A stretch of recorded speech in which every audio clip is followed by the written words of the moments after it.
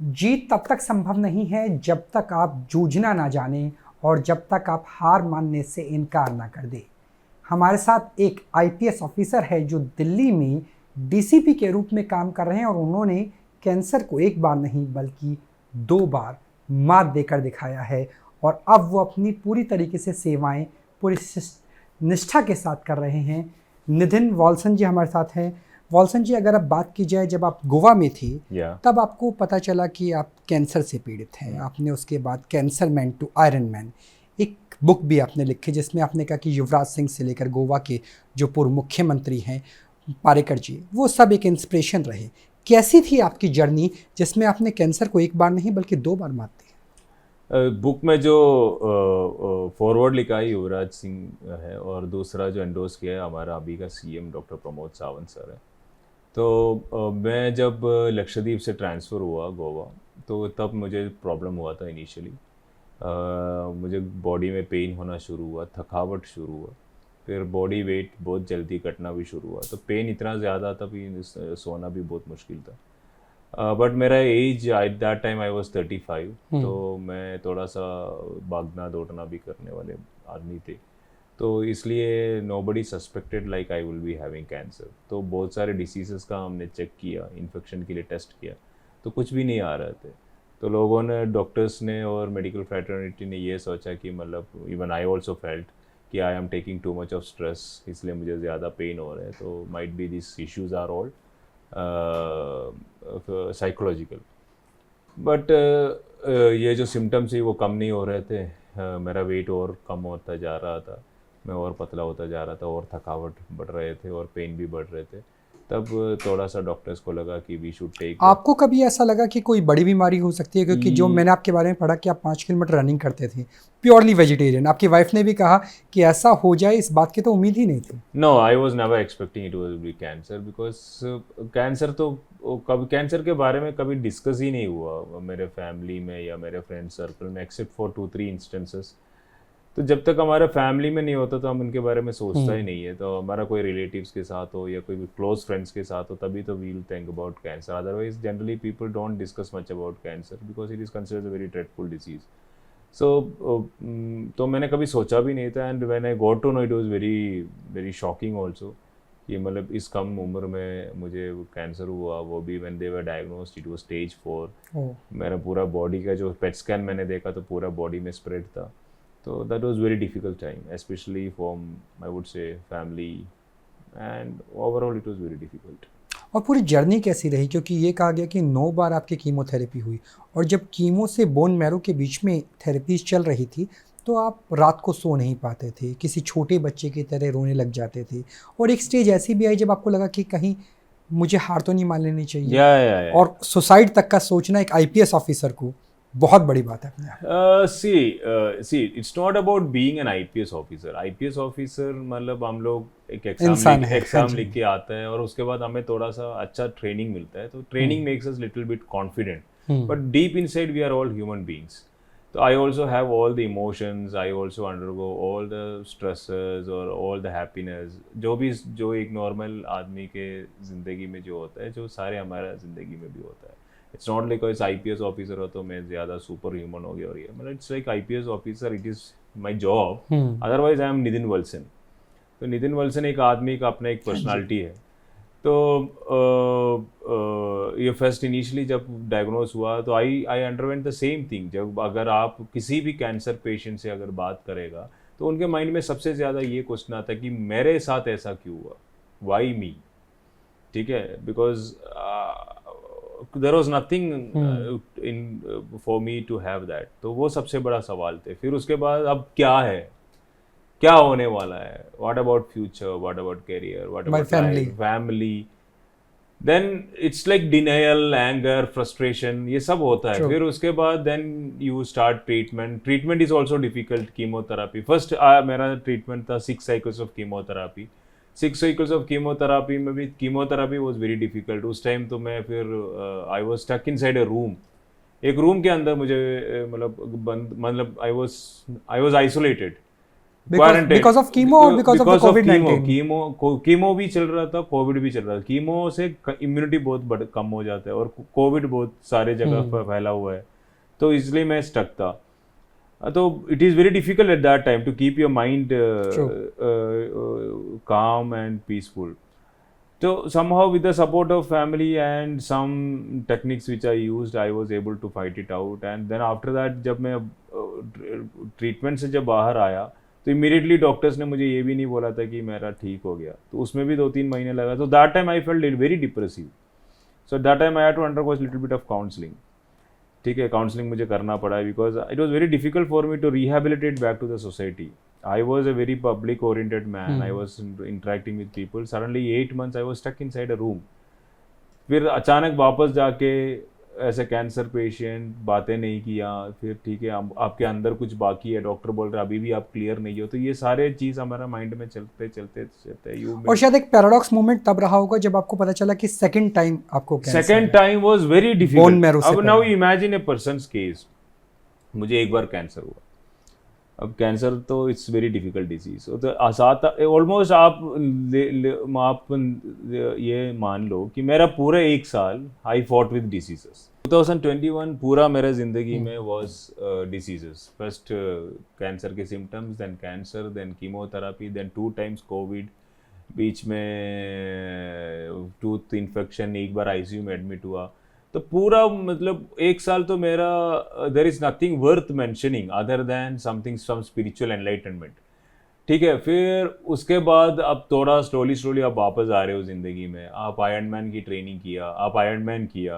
Iron man करने के बाद आप मान लो कि करियर वाइज आपको थोड़ा सा अच्छा सा पोस्टिंग भी मिलता है. You are district SP, you are SP crime branch, and because of the good work you are getting appreciated. I got CM's medal twice and I got DGP's disc and I was eager to come back and join Delhi Police. मेरा transfer होने वाला था, I was expecting.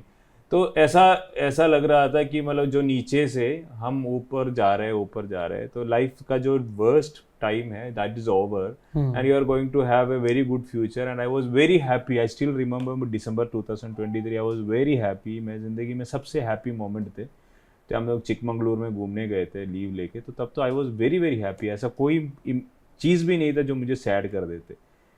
And within 1 month I got to know like I have a relapse.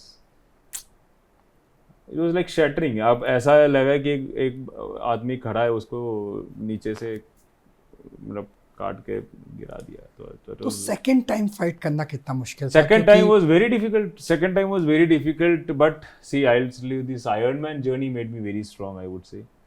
ठीक है, Ironman journey made me very strong. I prepare उसमें किस तरह का परफॉर्म रहा आपका आयरन मैन जर्नी में, जिससे आपको वो बूस्टअप मिला कि आप लड़ सकते हो, दोबारा जीत सकते हो? जैसे कैंसर से लड़ने के बाद आयरन मैन करना थोड़ा मुश्किल है. तो उसके बाद जब इट वाज लाइक 8-9 months मैंने perseverance, taught of discipline and hard work, I could do training and all I could do Ironman. तो मुझे एक फीलिंग ये आ गया कि मतलब एवरीथिंग इज पॉसिबल. अब दूसरा बार कैंसर हो गया, जो हो गया ठीक है, अब क्या कर सकते हो, जो लिखा है. मतलब वी यूज्ड टू से ना, just it's suppose to happen. मैंने कुछ किया नहीं. I don't drink, I don't smoke, even I don't take sugar also. ठीक है, फिर स्टिल इट केम अगेन. ठीक है, and I was very fit. मैं 2 बार आयरन मैन किया हूँ. अक्टूबर में आयरन मैन 2nd बार किया और दिसंबर में डायग्नोज हुआ. तो मेरा कोई गलती नहीं. अब मैं क्या करूँ? It is written in the destiny, now face it. तो first time there was very difficult. It was very difficult, extremely difficult. I almost had chronic attack of depression and I would say some suicidal tendencies as well. But fortunately मैं थोड़ा सा psychology पढ़ा लिखा हूँ. I am masters in psychology, so I could make out like I am going towards depression. So immediately I had took treatment, because of which I was able to come out of that mental sickness. And after that I was ready for my treatment. वो treatment मैंने AIIMS में शुरू किया. तो treatment was also very difficult. First treatment जो 6 cycles of chemotherapy था. Next time में क्या हुआ कि कीमोथेरापी 3 दिन होते थे. 3 दिन मतलब एक दिन 3.5 लीटर कीमो हमारे बॉडी में घुसा, मतलब जा रहे हो. It is very difficult. उसके बाद कीमो के बाद BMT, bone marrow transplant. Bone marrow transplant में मैं जब गया था बोन मैरो ट्रांसप्लांट के लिए, आई वॉज 78 और समथिंग. मेरा 21 days में 8 किलो वेट कम हो गया. मैं बहुत ही स्लिम हो गया. Because 15-16 days I was not able to take water or food. Everything was through. अच्छा सर, अगर कंपैरिजन करें बोन मैरो ट्रांसप्लांट का और कीमोथेरेपी का, कौन सी जर्नी ज़्यादा मुश्किल रही? Bone marrow और बोन transplant. मैरो कहते हैं कि कई बार मिलना एग्जैक्ट Bone मैच marrow होना बड़ा मुश्किल transplant होता में है। तो you are completely isolated. 21 days you are completely isolated. मैं और मेरी wife were completely isolated in a room. हम लोग कहीं बाहर अलाउड नहीं थे, एम्स में हम बंद थे। फिर उसके बाद ट्रीटमेंट के बाद भी जब हम लोग वापस घर गया तो almost when 1.5 months I had to be on leave and I was isolated because my immunity was very low. Chemo में कम से कम ये है कि 10-15 दिन के बाद थोड़ा सा ठीक हो जाता है। तो जब कीमोथेरापी के बीच में तो मैं काम भी करते थे। I used to go to office, ask the office files to be files to मतलब take the files to घर और काम करते थे, तो थोड़ा सा एंगेज होते थे। बट बीएमटी के टाइम में there was no interaction at all. जैसे आपने बताया कि आपने काउंसलिंग भी ली, आप खुद साइकोलॉजी के स्टूडेंट रहे हैं, उससे कितना बेनिफिट हुआ? और बाकी जो लोग अभी भी कैंसर से लड़ रहे होंगे, हजारों लाखों लोग, उन्हें क्या संदेश देना चाहते हैं? कैंसर का मैं I will tell you one good example what happened in my life. This is a truth, okay. December first week में I was expecting my transfer to Delhi. तो मैं दिल्ली में आके दिल्ली पुलिस के साथ काम करने चाहते थे। और दिल्ली पुलिस में काम करना, हम लोग as an IPS officer union territory cadre, it is like very prestigious and very privilege and we always try to do मतलब be part of Delhi police.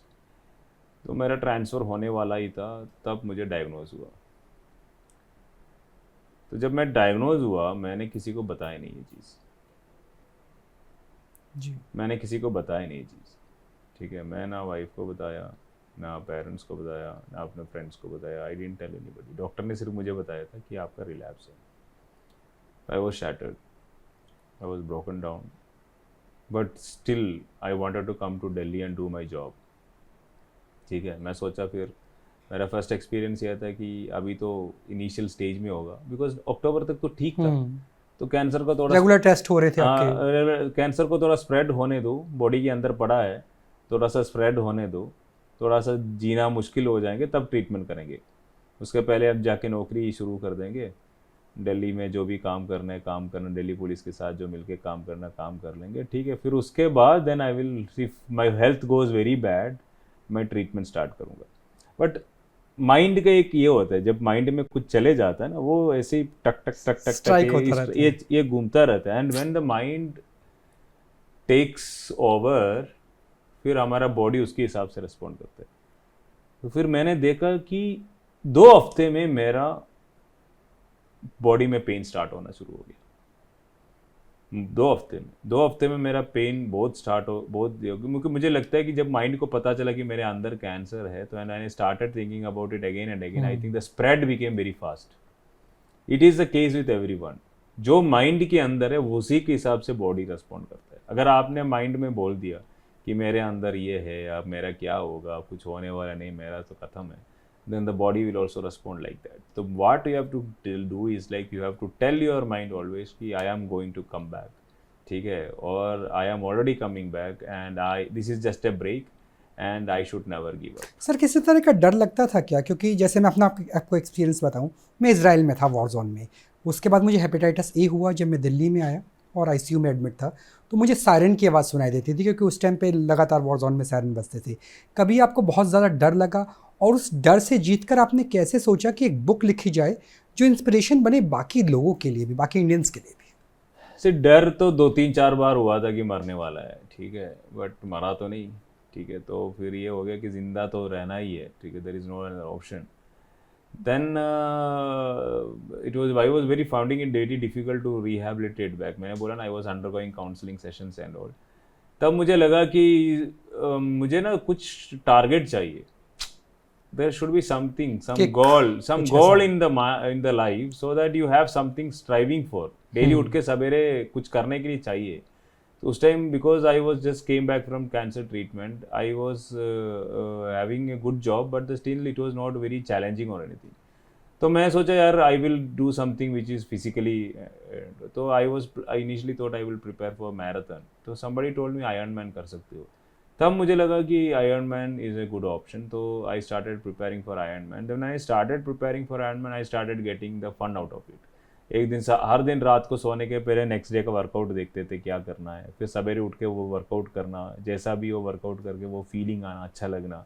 Slowly आपका बॉडी वेट कम हो रहा है, आपको ज़्यादा स्ट्रेंथ दिख रहा है, आपको बॉडी में एक पावर मिलता है, एक एक्टिविटी और एनर्जी लेवल बढ़ जाता है, और आप कैंसर से निकल के आने के बाद आपको एक पॉजिटिव फीलिंग आते है। तो that journey was very good. फिर वो जर्नी इतनी अच्छा था कि मैं बोलना चाहता हूँ कि मैंने एक दिन भी उसमें मिस नहीं की। I did all my training meticulously, तो that was like very good. उससे अब आपकी लाइफ प्रोफेशनली कितनी चेंज हुई है? क्योंकि अगर आउटर नॉर्थ डिस्ट्रिक्ट की बात करें, ये काफ़ी हद तक गैंगस्टर प्रोन एरिया माना जाता है, यहाँ पे कई तरह के गैंग्स एक्टिव है। आपने खुद से वॉलंटियर वो चुना जहाँ पर पुलिसिंग थोड़ा हार्ड है कंपेरेटिवली अगर बाकी डिस्ट्रिक्ट्स की बात करें तो। See every district has got there own challenges. ऐसा नहीं कि मतलब यहाँ पे चैलेंजेस ज़्यादा। एनी डिस्ट्रिक्ट आप दिल्ली पुलिस में देखो, they every district is different from other district and they have their own challenges. ठीक है, आउटर नॉर्थ अभी वी डिडंट चूज ऑल्सो, हमें we get the posting orders and we take the jobs. So I am very happy I am working in a district which is very challenging and I am ready to take up that challenge also. यहाँ पे policing के लिए बहुत scope है। So and I am enjoying the job also. बहुत अच्छा ये है, पीपल आर वेरी गुड। ठीक है, might be there are some criminal elements, but उसके बेसिस में आप बॉर्डर एरिया है। ठीक है, तो 90% जो भी मैक्सिमम लोग जो मिलने अगले आते हैं, they are very good at heart. तो मुझे बहुत अच्छा लग रहा है ये एरिया। स्टाफ भी बहुत अच्छा है, मेरा टीम भी बहुत अच्छा है। रिसेंटली 2-3 हफ्ते ही हुआ हमने, उसमें भी हमने 3-4 बहुत अच्छा काम किया है, जिस वो very appreciated by the public and as well as by the police headquarters. So we are doing very good job. Only thing I feel is like in the districts we are a little bit of busy.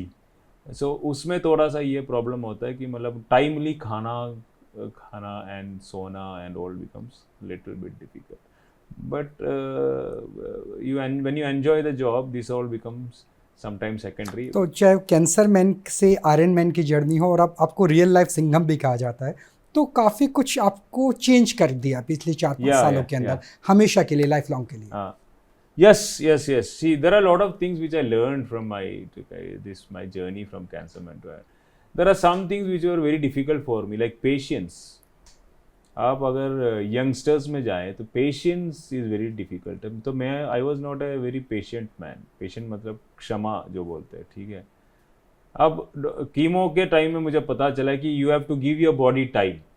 ऐसा नहीं कि एक दिन आपने chemo लगा दिया और next day आप ठीक हो जाएंगे। ठीक है, तो बॉडी को भी एक टाइम लगता है। तो patience is very important. Patience अगर है तो you can do lot of things.